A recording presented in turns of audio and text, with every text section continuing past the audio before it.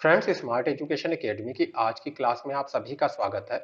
देखिए, अपनी पिछली क्लासेस में हम लोगों ने माइग्रेशन को कंप्लीट कर लिया है और आज की क्लास से हम लोग ट्रांसपोर्ट ज्योग्राफी यानी परिवहन भूगोल की शुरुआत कर रहे हैं।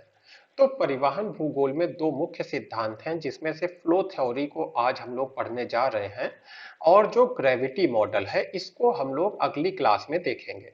देखिए, आगे बढ़ने से पहले जिन लोगों को क्लासेस के पीडीएफ की जरूरत रहती है उनके लिए कमेंट बॉक्स में एक लिंक दिया होता है। कमेंट बॉक्स के इस लिंक के ऊपर आप क्लिक करिए और आप हमारी वेबसाइट पे पहुंच जाएंगे, जहां एक फॉर्म दिया होगा। फॉर्म को सिंपली फिल कर दीजिए और हर महीने 1 से 10 तारीख के बीच में आपको जितने भी नोट्स हैं वो सभी प्रोवाइड कर दिए जाते हैं आपके व्हाट्सएप के ऊपर। ये नोट्स आपको इंग्लिश में भी मिल जाएंगे, तो अगर मैं यहाँ पे हिंदी टेक्स्ट में पढ़ा रहा हूँ तो इंग्लिश वालों को परेशान होने की जरूरत नहीं है। नोट्स आपको इंग्लिश में भी मिल जाएंगे। फिर देखिए, आते हैं वो स्टूडेंट्स जिनको पेड नोट्स की आवश्यकता है अपने आने वाले एग्जामिनेशन के लिए। तो पेड नोट्स का भी लिंक आपको डिस्क्रिप्शन बॉक्स में दिया रहेगा, उस पर क्लिक करके आप जाइए, हमारी वेबसाइट पर आप फीस पे कर दीजिए और पेड नोट्स आपके व्हाट्सएप नंबर पर 24 घंटे के अंदर भेज दिए जाएंगे। तो अब हम लोग डिस्कस करते हैं ईएल उलमैन का प्रवाह सिद्धांत। थोड़ी सी देखिए इसकी भूमिका को देख लेते हैं, ये सारे सिद्धांत क्यों आए। देखिए, हम लोग जानते हैं कि जो भी पृथ्वी के ऊपर घटना हो रही है, यानी स्पेस में, स्थान में जो भी घटना हो रही है उसको समझने की दो अप्रोचेस हो सकती हैं। एक तो प्रादेशिक, यानी कि हर प्रदेश का अलग अलग अध्ययन। दूसरी हो सकती है मात्रात्मक, यानी कि सांख्यिकी विधियों का उपयोग करना, इसके साथ ही गणितीय विधियों का उपयोग करना, मॉडल का उपयोग करना और इसकी मदद से किसी स्थान पर होने वाली घटनाओं के पीछे के कारणों को समझना। अच्छा, ये कारण क्यों समझे जाते हैं? जिससे कि पॉलिसी बनाई जा सके। जैसे आपको मान लीजिए पता है कि उत्तर प्रदेश और केरल के बीच आने वाले 20 सालों में बहुत ज्यादा व्यापार होगा, तो उसी तरह की आप पॉलिसी बनाएंगे, यानी रोड्स पे ध्यान देंगे, अन्य जो इंफ्रास्ट्रक्चर है उस पे ध्यान देंगे। तो पॉलिसी मेकिंग के लिए ये जरूरी है।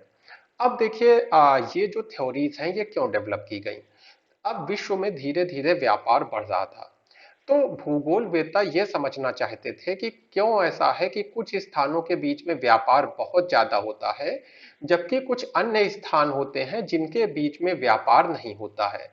इन चीजों को एक नियम के माध्यम से समझने के लिए प्रवाह सिद्धांत है, गुरुत्व मॉडल है, इन सभी का निर्माण किया गया, जिससे कि हम विश्व व्यापार को, जो वैसे तो बहुत ही फैला हुआ दिख रहा था, कोई उसके अंदर नियम नहीं दिख रहा था, तो इस तरह के जटिल विश्व व्यापार को हम आसानी से समझ सकें कि पृथ्वी के ऊपर किस तरह से आर्थिक गतिविधियां होती हैं, किस तरह से फ्लो होता है। इसी के लिए इन मॉडल्स का निर्माण किया गया। अब देखिए, आते हैं डायरेक्ट थ्योरी के ऊपर। तो थ्योरी बहुत ही देखिए सिंपल है। इसको मैं आपको जो टेक्स्ट है पूरा पीडीएफ के रूप में आपको सेंड कर दूंगा और समझाने के लिए एक चित्र का उपयोग करूंगा, जिससे आपको बहुत ही अच्छे से समझ आ जाए। देखिए, यहाँ पर तराजू आपको एक दिख रहा है। तराजू के दो हिस्से होते हैं और तराजू में एक बैलेंस होता है जब दोनों तरफ समान भार होता है। तो एक तरफ आप लिखा हुआ देख रहे हैं कॉम्प्लीमेंटैरिटी, यानी कि हिंदी में इसको कहते हैं पूरकता।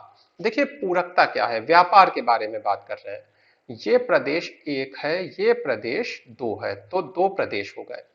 इनके बीच में व्यापार होने की पहली शर्त है कि प्रदेश एक में कोई ऐसी चीज हो, जैसे लोहा हो सकता है या सोना हो सकता है, कोई भी ऐसी चीज हो जिसकी जरूरत प्रदेश दो को हो। यानी कि पहली चीज हो गई डिमांड का होना। अगर डिमांड ही नहीं है, मान लीजिए मैं पढ़ा रहा हूं लेकिन आपको पढ़ाई की जरूरत नहीं है, तो फिर हम दोनों के बीच में कोई अंतर क्रिया, कोई संवाद नहीं हो पाएगा।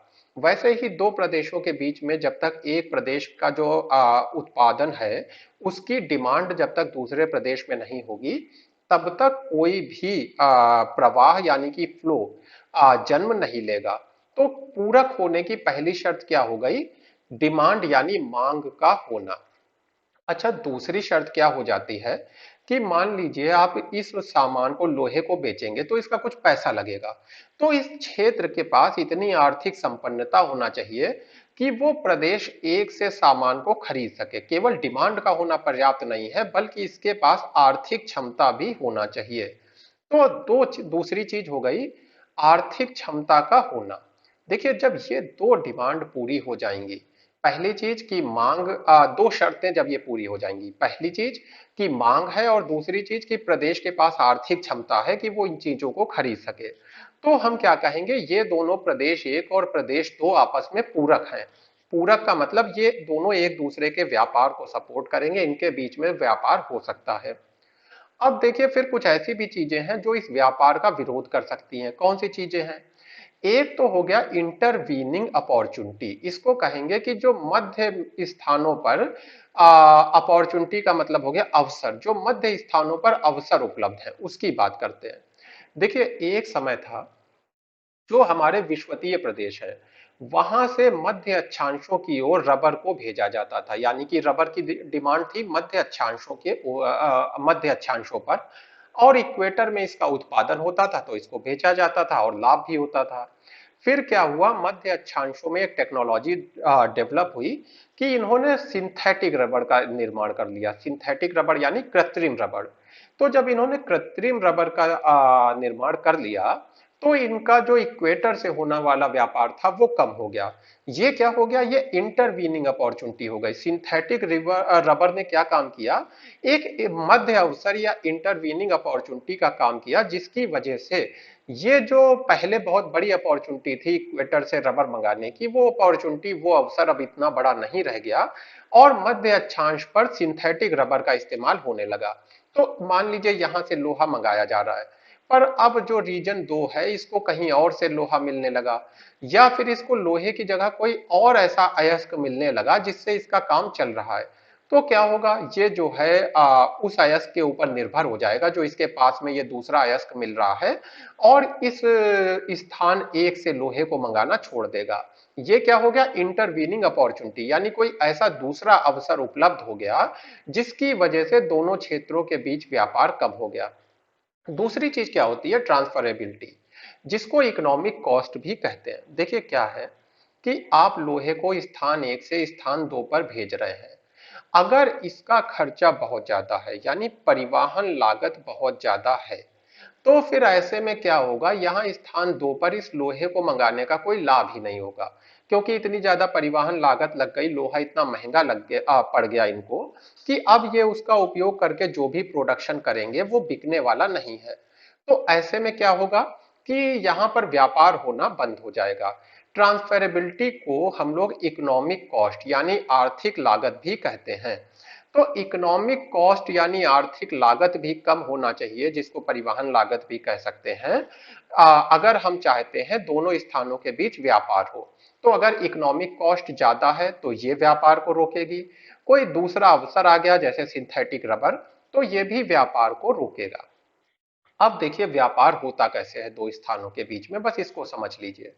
जब ये वाला पड़ला जो है ये भारी होगा, यानी कि जब पूरकता भारी होगी, जब मांग बहुत ज्यादा होगी और प्रदेश की आर्थिक क्षमता भी होगी इसको इसके लिए जो पैसा चाहिए उसको देने की, यानी कि अपनी डिमांड के बदले में जो उनको पे करना पड़ेगा उसको पे करने की जब क्षेत्र की क्षमता भी होगी, तो इस मांग और आर्थिक क्षमता के चलते व्यापार होगा, यानी ये वाला जो पड़ला है ये बहुत भारी है। दूसरी तरफ इधर क्या है कि इंटरवीनिंग अपॉर्चुनिटी यानी मध्य अवसर या तो नहीं होगा, या होगा भी तो इतना ज्यादा प्रभावशाली नहीं होगा कि ये व्यापार को रोक पाए, और परिवहन लागत भी इतनी ज्यादा नहीं होगी कि ये दोनों के बीच के व्यापार को रोक पाए।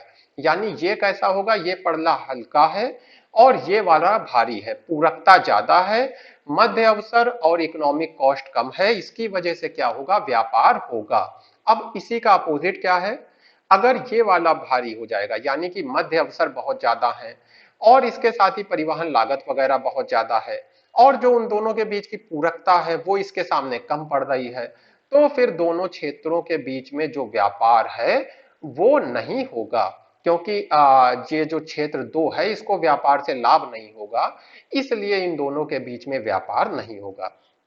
अच्छा, एक लास्ट पॉइंट ये भी है कि ये जो परिवहन लागत है, इकोनॉमिक कॉस्ट है, ये समय के साथ बदल जाती है। जैसे कि जब रेलवे का आविष्कार हो गया तो बहुत से ऐसे नगर वगैरह विकसित हो गए जो पहले उतने ज्यादा विकसित नहीं थे। क्यों?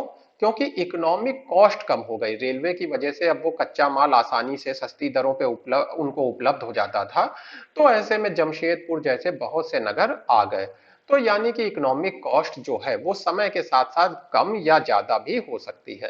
तो ये हो गई आपकी फ्लो थ्योरी, जो बताती है कि दो प्रदेशों के बीच या दो देशों के बीच वो कौन सी परिस्थितियां हैं जब व्यापार होता है, और वो कौन सी चीजें हैं जो व्यापार को रोक देती हैं।